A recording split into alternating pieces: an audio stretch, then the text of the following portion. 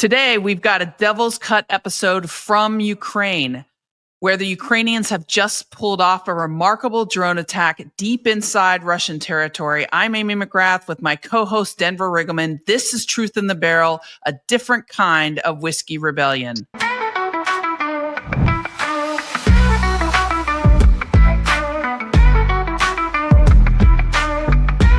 Welcome to Truth in the Barrel. I'm Amy McGrath. This is the Devil's Cut edition, along with Denver Riggleman, who is broadcasting from somewhere in Ukraine right now. Denver, please tell us where you're at and how are you? I'm in Odessa. So if everybody wants to look on the map on Odessa today, Amy, I have had an incredible day. I've been in the Kherson Oblast in Kherson. I don't know if I've ever had a day like I've had today. I'm so tired and so sleep deprived. The town I've been, Mykolaiv. I went from Mykolaiv to Kherson, talked to so many people today in the resistance, the partisans. Had a day where I had to learn, even though I know how to drive stick very well, and I've driven on the left side of the road in Scotland, Ireland, England. I had to drive a left-hand stick in a high-threat FPV drone area, and the car kept breaking down. So we actually had to push start a 2007 CRV with 200,000 miles in a drone zone. So it's been a week of the ages, but today has been incredible. As you can see, I look like I was dragged out of a sauna after running 4 miles while somebody was hitting me with a whip. So that's You're pretty looking much great, though, and we're so glad that you're okay. I mean, gosh. So a lot of news, right, in the last 48 hours. Ukraine has just pulled off this incredible attack deep into Russian territory, destroying what has been reported to be over 40 strategic bombers, a very large aircraft that are important to Russia, by using drones in this attack. So what are you hearing from folks over there? You know, it's been incredible, actually, the morale boost that this has given. And, you know, what's so ironic, Amy, is that I have been with a drone company, right, with 50 cows and machine guns to shoot down drones that try to skirt along the river in Kyiv. I have been with the most advanced drone warfare professionals here in Ukraine over the last few days. And I've seen and listened to the evolution of drone warfare. And I want to tell people what happened, what you saw in Russia is so unprecedented, but it shouldn't be much of a surprise based on the Ukrainian methodologies in drone warfare, which I think right now they're the best in the world. And the U.S. should be side by side with them. But I'll tell you what happened in Russia destroying, and Amy, you can check me. I'm so sorry. I've literally been in the woods and in the craziest places for 4 days. You can check me on this, but I think 34% of the strategic bomber fleet was destroyed. Amy's like, dear God, was he reading as he was coming here? Yes, I was. And then, you know, I also saw that billions of dollars were destroyed. The videos are all over Ukraine, and it really happened. And I think that's what people need to know, that this happened. I know how it happened. I know the TTPs, and it's just incredible, Amy. So there's a couple of things you threw out there that I want you to define for everybody. So what's a TTP? Oh, tactics, techniques, and procedure, or the methodology or process of how they actually execute a drone engagement. Yeah, because we're seeing reports, Denver, of, you know, these semi trucks that have sort of opened up, and then the drones come out of there and attack. That's just incredible. It's like James Bond type of stuff, right? Yeah, I mean, when you're looking at GPS-enabled drones or drones that they have their own custom grid coordinates actually programmed in, it's frankly, I know we don't like to curse too much, but it's effing amazing. But it is almost James Bond-like, but it took a long time to execute this mission. This isn't something that you do in 3 days, right? You're talking about smuggling individuals or smuggling drones into Russia through a very organized and clandestine operation for trucks. And that you don't need a 4,000 kilometer range drone, Amy, if you could park the trucks next to the airfield. I know it wasn't Amazing. exactly next to the airfield, but you don't need to really do that. And I think that Amy, listen, this has been some of the most emotional things that I've ever seen. And I've been around, as you know, you've been around. And the evolution of drone warfare, I think, is the future. And I know we want to get into that a little bit, but I'll tell you this. What happened, there's a great article, I believe, by Max Boot in the Washington Post that talks about the changes in doctrine that we're going to see based on this attack. I don't agree with everything he says because he has no freaking clue really what he's talking about when it comes to drone warfare. But as far as saying that could be sort of Russia's Pearl Harbor, that I agree with. Well, I have deep respect for Max Boot, so I'm gonna take that out and read that article. The other thing that you said earlier, though, that I want you to define is you talked about an FPV drone area. So what is that? It's first-person view drones that kill people when they see them. So tell me a little bit more. What does that mean? Yeah. So FPV drones are really the killer drones that really most of the people worry about in these areas where Russia controls that sector. Obviously, Ukraine is also very good with FPV drones, but really they're killer drones. You can call them that based on the payloads. Some even have different payloads. And again, Amy, me and you probably have to talk offline before our next show because I have to ask some of these people what I can talk about and what I can't. Because me and you need to talk thermal drones. We need to talk surveillance drones, right? We need to talk bomb drones. We have so much to talk about. But the FPV drones are what scares people. I'll give you an example. Today I was in Kherson. Kherson is one of the hottest non-occupied places in the country for drones. They call it human safari. They actually use these first-person view drones, these FPV drones, to indiscriminately kill civilians or go after vehicles that are in these areas. That's what I was in today and yesterday.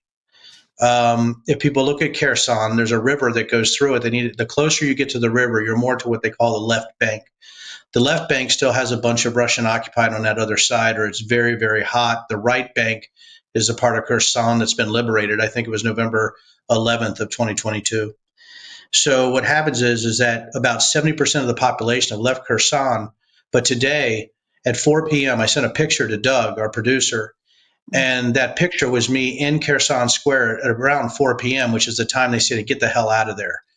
I have a video of me getting out of there as fast as I can in that blue CRV I told you about, Amy, that kept breaking down. Yeah. But about an hour after I left, there was a drone strike right where I was. And I think that's why when I told you it's one of the most emotional days I've ever had when it comes to being a non-combatant and with the people I talked to today. And for our handler, I call him Magic because he gets us through every checkpoint. For Magic in the front seat to look at video 3 hours after we left and go, fuck, Yeah. and that heavy Ukrainian accent. About an hour after we were there was a strike. And as you know, Amy, and I think Doug might have told you yesterday, there was a strike about 2 kilometers from my position in Kherson. So it's been quite a hairy couple days, ma'am. Quite a hairy couple days. And we're going to get into this, but people need to know because we talk a lot about Ukrainian drones, but the Russians have drones too. I mean, this is both sides going at each other using drones, using AI, and all this technology. But I want to take a step back just a little bit, Denver. Sure. Sorry, Amy, and a lot of it's exhaustion. I apologize. I know. Hey, I'm the one back here in lovely Kentucky drinking, by the way, Devil's Cut. Okay. The Devil's Cut Jim Beam. And I'll tell you very quickly before we get into this, the reason I chose this Jim Beam Devil's Cut is because the Jim Beam brand and the brands that are associated with it, like Jack Daniels, they were one of the first to, as a corporation, to say they were not going to ship anymore or sell anymore to Russia after Russia invaded Ukraine. Now, I know there's a lot on the black market, and I'm sure if you're in Russia, you can still get Jim Beam. But kudos to that company for Brown Forming, I think, for saying, hey, So that's my cheers. But I want to ask you, why did you decide to go to Ukraine? What in the first place? Like, why are you there? September of last year, Amy, I did a humanitarian mission into Ukraine with medical equipment, ambulances, multiple types of vehicles for frontline medical evacuations. And, I've been wanting to do it a long time because, as you know, Amy, sometimes in order to get the stink of the place, you got to have your feet on the ground. You got to know what's actually happening and have context. And I went about as far as Kyiv, and I went a little bit east of Kyiv, so I really wasn't in too much danger. I definitely got to see some things other people didn't. But once I started looking at their advances in drones, especially their homegrown organic drones that was outside the Chinese assembly line, and I'll be honest with you, Amy, still probably 70 to 80% of the Ukrainian components are Chinese based on cost, but Ukraine can make their own drones. But when I came back after September, I'd fallen in love with Ukraine. And, people started asking me for help and looking at the TTPs, the tactics, techniques, and procedures, or how they were advancing in drone warfare. I really thought that the Ukrainians could teach the Americans something. So here I am doing the same type of humanitarian mission here in May. However, I signed up to do a few other things. And I am also writing a book and doing a movie on girls that helped uh,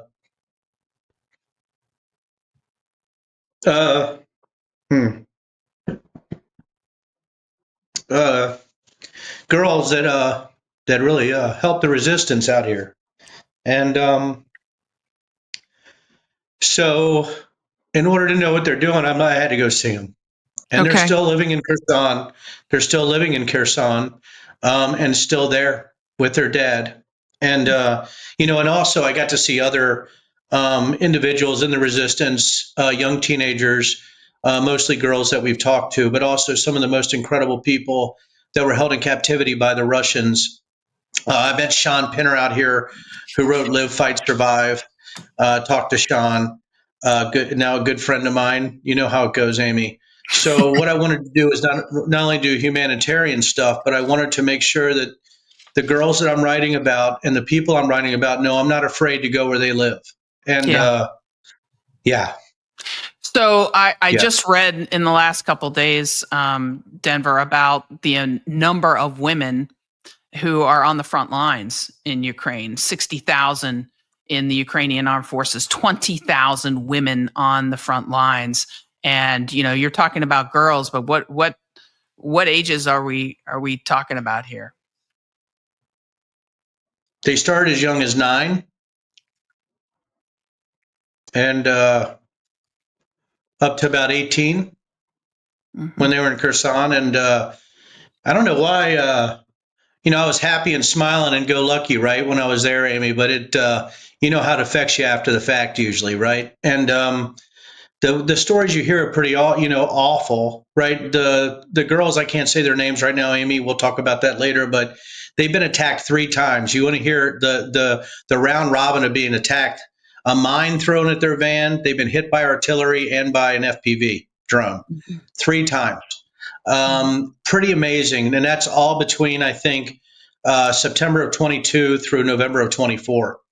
And that's just one group.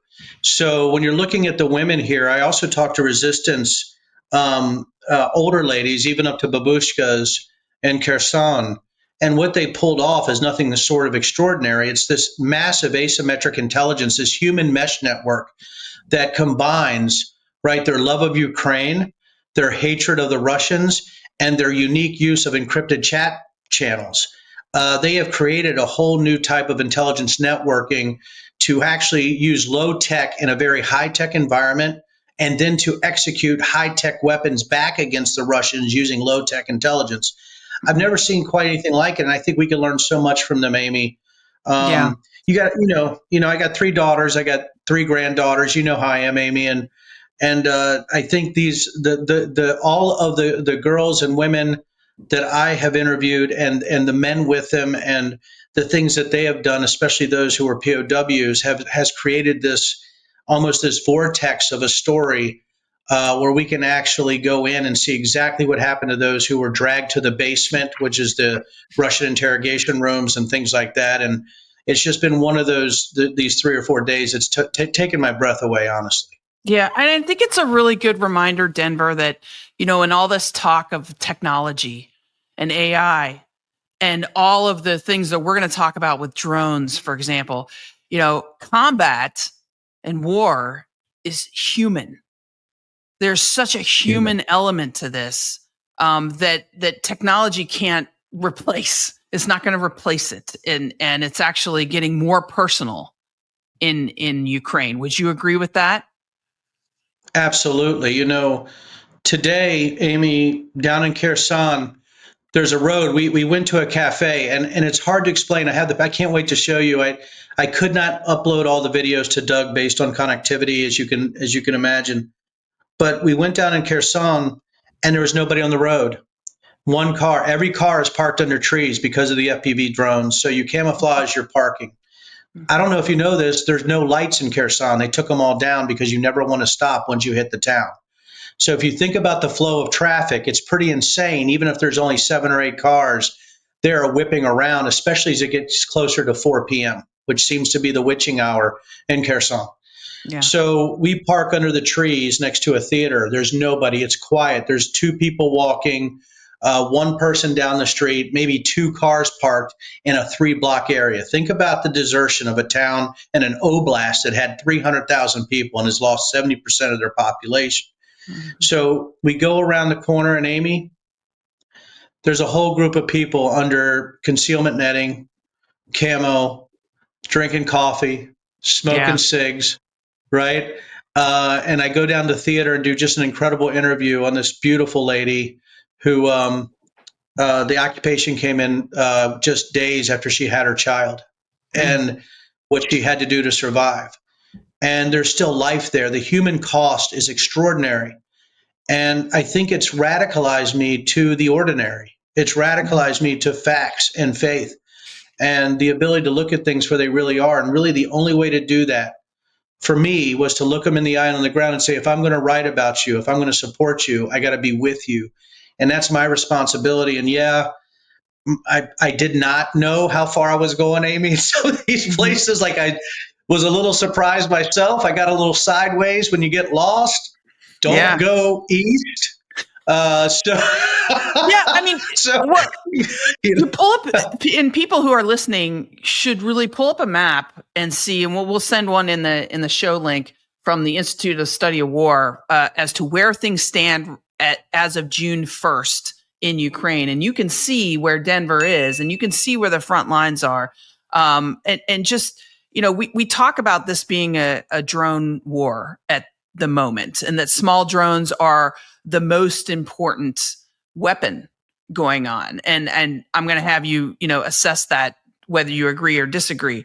But one of the things that I've tried to, when I teach down at the University of Kentucky and I teach defense policy and we talk about what's going on in the war, that I try to explain to my students from the reporting there, at least, and I want to get your take, is with this new technology and with drones being the way they are, there is no place to hide. Okay. The ISR drones, which are their surveillance drones, the intelligence drones, they may not be armed, folks, but they can see everything. And the armed drones, they're the ones that you have to really worry about, what you're talking about, the FPV ones. They're everywhere. And so gone are the days where you can just sort of hide. Now you're talking about nettings and things like that. So maybe there is a way for them to hide. I don't know. Well, I mean, but it sounds like you knew they were coming. These attacks were coming. So that's good. Amy, your questions are so spot on. I have to say, listen, there's a whole new kit that you need to take into these places, starting in Mykolaiv, going all the way to Kherson. I got to tell you, you have to have drone finders, right? And if you go to the Ukrainian version of Amazon, you can actually just buy them. But when I talked to another lady whose son just died in action, which was absolutely brutal, the drone finder she had that saved her and her husband's life, and I looked at the wreckage of the vehicle, and she said, my husband drives very good, so that the drone finder she had was given to her. Yeah. Right before her son died. Yeah. Her son gave it to her. Oh. So Denver, what is a drone finder? What is that?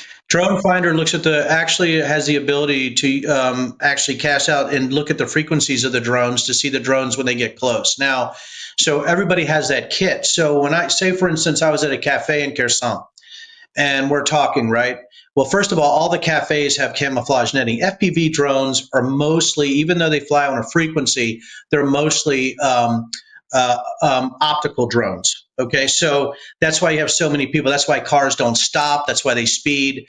If you saw how fast I drive through a town, you'd be like, holy shit, right? I mean, we're rolling. No lights. There's no lights in Kherson. So the ISR drones are very frightening, but the ones that you're talking about, where I'm talking about the netting, where sometimes it might not help, are the thermal drones. The thermals are what scare the troops on the ground the most. Twigs on your head aren't going to work. And so I was in Odessa talking to a Foreign Legion guy who was prior Army and now leads some of the advanced groups into the most hairiest places right on the front. And he's like, you know what, brother? He goes, man, in 2022, we couldn't have actually probably taken Kherson the way we did, right? Coming up the rivers, right, in full battle kit, right, in full camo, because the thermal drones are so good now that the Russians are using. The thermal drones are target the FPVs and the bomb drops, the big drones, right, to come in and just he said the word, foxtrot you up, right? Mm-hmm, mm-hmm. Um, he said every time we go, Amy goes, every time we go to a Ukrainian frontline regular unit, they're like, oh shit, things are about to get really dumb, because they know it's going to get really bad, because those guys are the real forward guys coming in to help them out. So these thermal drones are so effective that they're having to do a whole new type of, I hate to say TTP again, but that's what they're doing for concealment. And he goes, it's so difficult for movement on both sides because the thermals are so good on these drones. So we are looking at drone warfare being not only executed but perfected by two sides. And you talk about that big hit into Russia. It was like, oh yeah, my God, 34%. But the Russians are learning very quickly from the Ukrainians. I would say for every two Russian drones, you get one Ukrainian drone, right? Ukraine is that good, but Yeah. Russia's catching up. And their ability to scale swarms is, I think, what we really need to watch out for. And by the way, here's what I really think. If we're not here learning, my good friend from the Foreign Legion said he was watching a U.S. Army training video, a very recent one. He goes, you're dead, your whole freaking unit, you're dead, you're dead because of thermal drone and ISR drone movement. And that's the thing we need to be looking at, Amy. We got to be looking forward. And right now the U.S. isn't, because Russia is catching up to Ukraine. And guess what everybody's using? Chinese drones. They're the Yeah. ones who are really ahead of the game. Well, so I know, look, when I was in Afghanistan, it was a long time ago, but I know that during the day, the enemy seemed to have more um, cover, shall we say, and we sort of ruled the night. What is it? What is it like there? Where is the most dangerous time? Is it during the day or is it during the night? The night's very dangerous, Amy. Mm-hmm. There's a little bit more cover at night, as you know, but right now, a couple of my bubbas are just getting back from the field with an FPV forward unit, and I have the videos. And as he was with the FPV forward unit, they can only take one. That's why I was in Kherson today, got a little too close to the river. And, I'm sure if my wife watches this, she's not going to be real happy with me today. And, but I wanted a coffee, Amy. I wanted a frickin' coffee. So anyhow, and by the way, Amy, this cafe, one person in it working, one person there, and the person there was the daughter of the theater owner I had actually interviewed earlier in Mykolaiv, which was Wow. the biggest coincidence. His name was Alexander. Her name was Alexandra.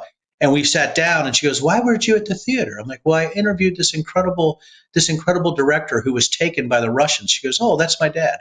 Anyway, so, but yeah, I think what it comes down to right now, and I don't know if I'm already going over the same ground, but I do think that if at some point we're not aware of how effective they are at night, especially with thermal drones, we are in such trouble.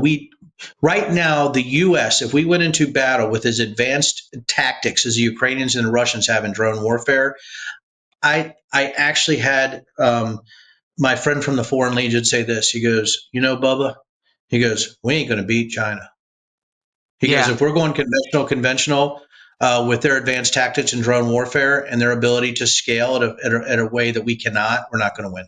I'm reading reports that AI is being used in a significant way at the terminal phase of these drones. In other words, an operator can get the drone in the ballpark, but it's AI that's figuring out what part of the truck, what part of the tank, whatever to target, and doing that completely autonomously. So, can you talk a little bit about this AI technology and what you're seeing?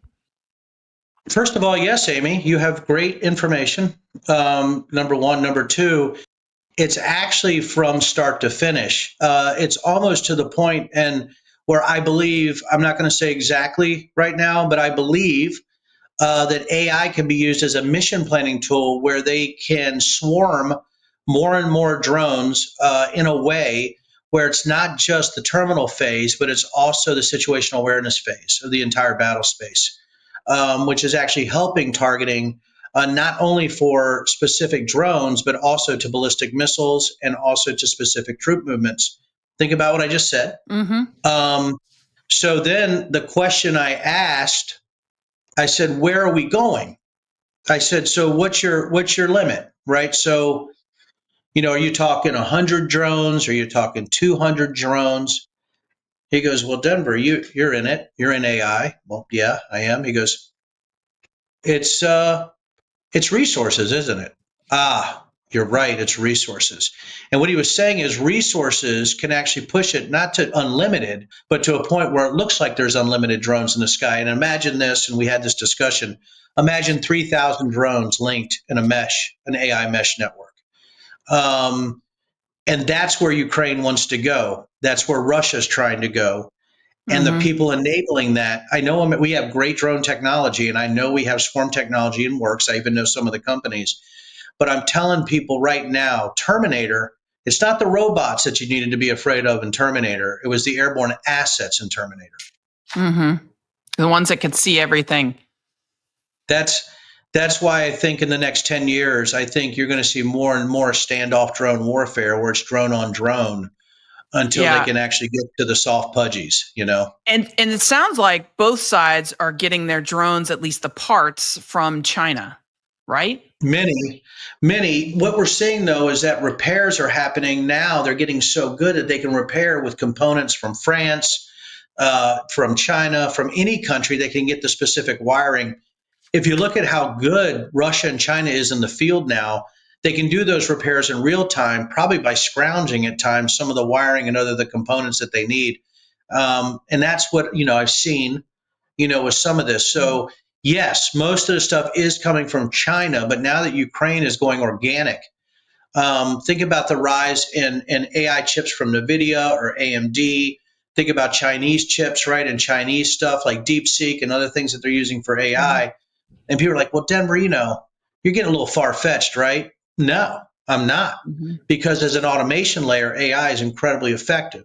And if you're talking about a specific load of weaponry and the actual drones communicating based on that AI load or what they're looking at, and if you look at the resourcing needed, not that hard. I mean, it's hard, but I think in the next 10 years, you're going to see some of the most robust swarm, whether it's ISR, whether it's FPV, whether it's thermal, whether it's the larger drones with the larger payloads. Think about a drone. It's not just like a Predator, right?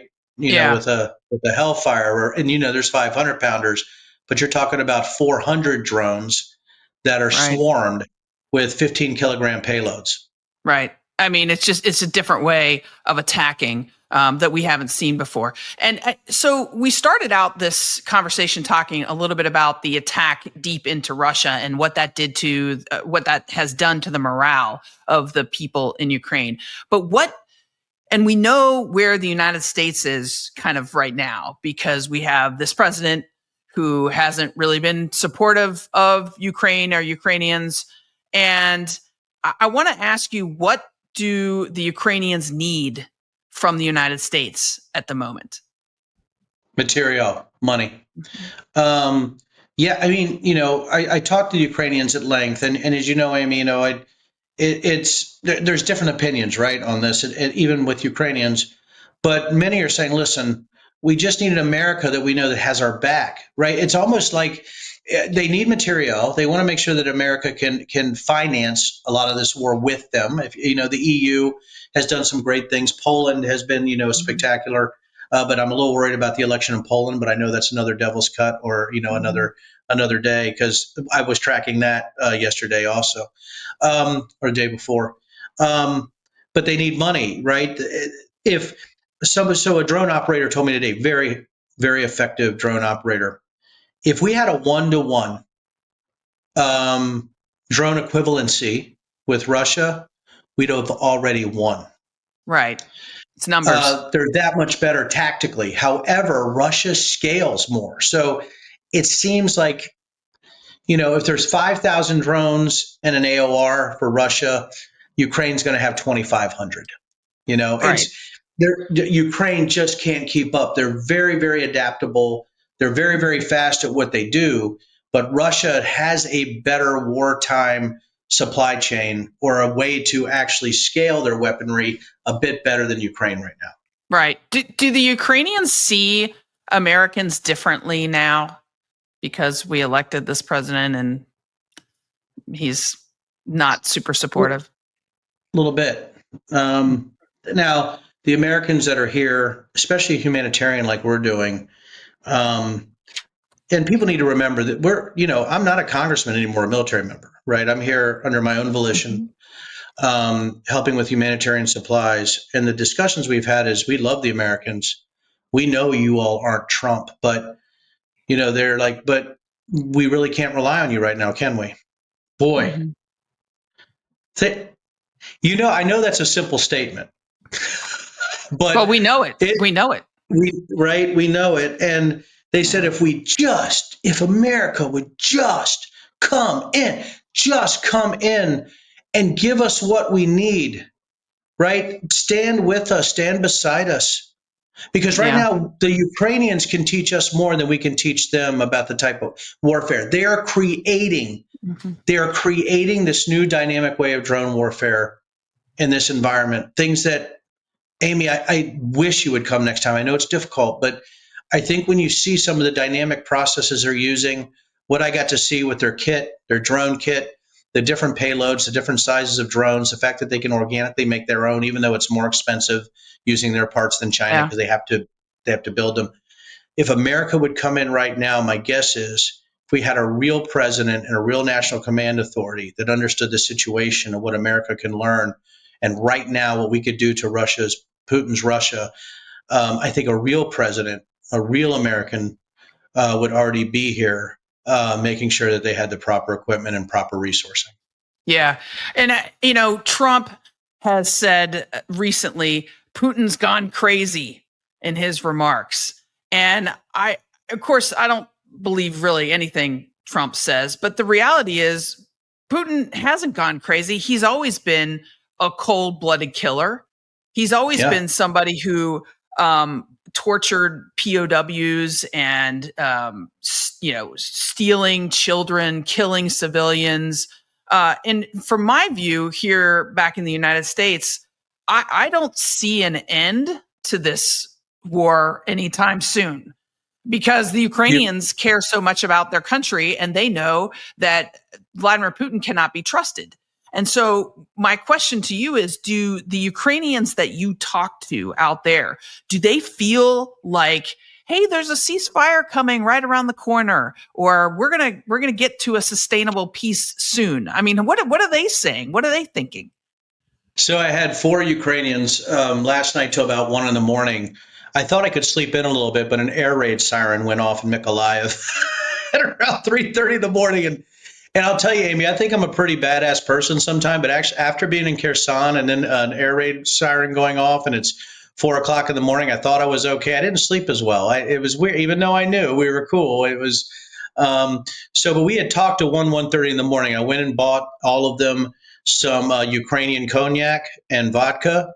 So we sat around and we talked. And over cognac and vodka, what I found out was that all of them said, no matter any treaty or any agreement we make with Putin, he will break it. We have to fight to the end, right? Number 2, which was a beautiful statement, one of the translators said this: "We don't hate the Russians. We just want them to leave us alone. But to stop them and to get them to leave us alone, we have to fucking murder them." And that is the exact quote, by the way, Amy. So they don't hate the Russians.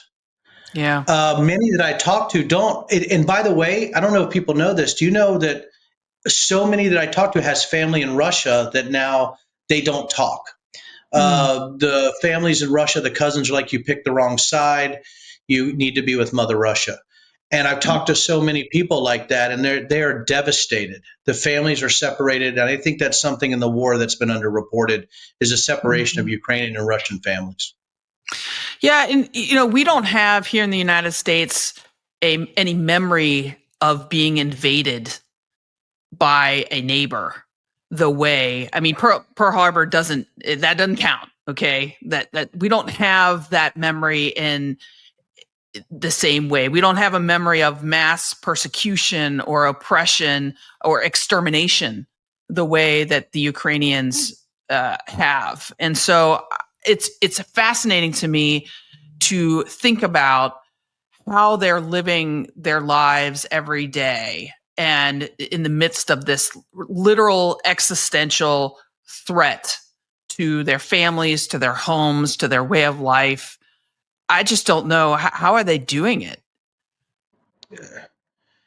I asked that question, Amy. I asked that question you just asked to every person. I talked to 30 people. Like, not when I say 30 people, that's 30 interviews with people all around us, right? I mean, it was unbelievable. And they said, well, what else do we do?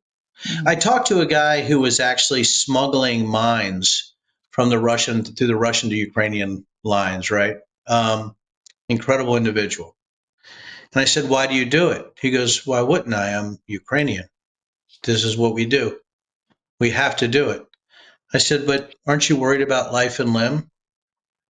Aren't you worried, that you could be killed, that you could leave your family behind? Or do you have fear as you're smuggling mines, components on a backpack Mhm. back and forth between occupied Ukraine and unoccupied Ukraine across Russian lines? Do you know what his answer was, Amy? You can only be killed once. So this Yeah. is, I'm telling you, I they're more dug in. And maybe it's who I'm talking to, Amy, but it even feels more like we're going out even more than September. And here, the U.S. since September has abandoned our responsibilities to those who fight for freedom. And when you talk to the Yeah. Ukrainians and they say, we just want to be left alone, we don't want anything special, just leave us alone. Boy, it sure does sound like another country that's starting to do stuff right around the Declaration of Independence to me. Yeah. Amen to that. So I want to ask you about this Dropkick Murphys. Tell us about what happened there. Well, me and Ken are close now. Uh Me and huh. Kenny Casey, lead singer of the Dropkick Murphys. Yeah, so the Dropkick Murphys were in a studio. I was with them, and I wanted to be there for the Dropkick Murphys for a video to help Ukraine with another band from Ukraine that's a cover band called Oh Hamster, Okay. literally Oh Hamster, like an Irish name, Oh Hamster, like a little hamster. So Ken Casey was there, and I was actually interviewing with a couple people, Konstantin, who was a Ukrainian troop during the Kherson battle, who was left in a ditch for 4 days and was bleeding out and trying to tourniquet himself for 4 days, right, Whoa. by himself. So Konstantin, incredible human being. So Ken Casey was there too, recording his song, and of course, we were supposed to be there. So, I said, hey, Ken. And he goes, I've heard about you, brother, Denver Riggleman, man. You're a fucking hero to me. And so, Awesome. which was right. And I said, Ken, you haven't heard of me. He goes, brother, you're the one who went against Trump. You're the Republican I like, man. Right. So I'm like, Ken, I've been a fan a long time. He goes, I bet you have. I said, actually, I have. He goes, come on. He goes, you want to sing backup for me? So Oh my God. Ken's doing this. Yeah. So Ken's doing the song. And I said, and we got there was 4 veterans there. We were all there talking about these new what's happening in Ukraine with new war fighting techniques and what's happened to these poor people taken prisoner and injured. And so Ken's like, come on. And he's singing it with me, right? And he goes, watch my lips, Denver, come on. And so he goes, oh, the producer. So, yeah, so they shot a video and the veterans, we sang some backup for the Dropkick Murphys. So Ken Casey's a Excellent. huge fan of Ukraine. Yeah. So what a man, really a hero, and did so many things for the Ukrainians while he was here. Well, I'm glad that you can have a little bit of fun while you're out there, and we have a lot more to cover. So we're gonna be talking to you throughout your trip, as much as we can, given the connectivity issues that you have, because this is such an important issue. It's just great to see you. I'm glad you're out there. Amy, I've missed you, to be honest. Missed you, missed the whole team. Obviously, missed my family, but this is a very important show. I've said it from the beginning, and I promise you, Amy, I promise you, when I was in a basement today, eating borscht with chicken hearts, with 40 theatrical individuals, performers, and they're in a cinder block basement to protect themselves from the drones flying up the river in Kherson.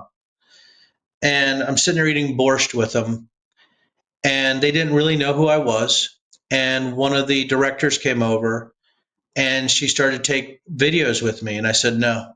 I said, and so my translator and our fixer, Magic, right? I have Magic and Mad Max, our fixers, right? They're like, hey, he's a former congressman. And yeah, everybody couldn't believe it. I think I might be the only current or former government official that's ever been in that basement in Kherson, close to the river, eating borscht with chicken hearts, talking about how they wanted truth to come out through their poetry and their plays to combat Russian disinformation and propaganda. I don't think anybody's ever had a discussion like I had in that basement. And I got to tell you, I'm honored to be here. And Well, I just wish other people could experience it.